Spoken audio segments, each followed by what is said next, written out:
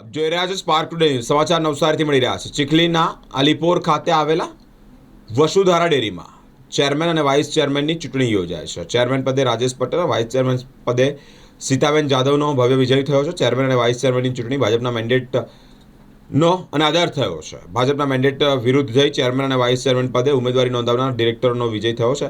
Chairman અને vice ચેરમેનોના સમર્થકમાં ખુશી જોવા મળી છે.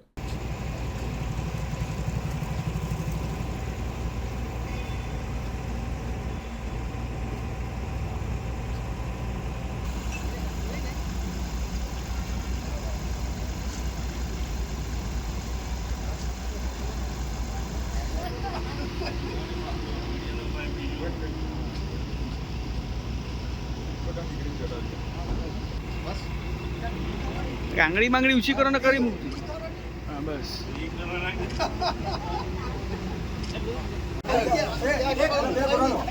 આવી ગયા કે બધા બેન આવા ગયા.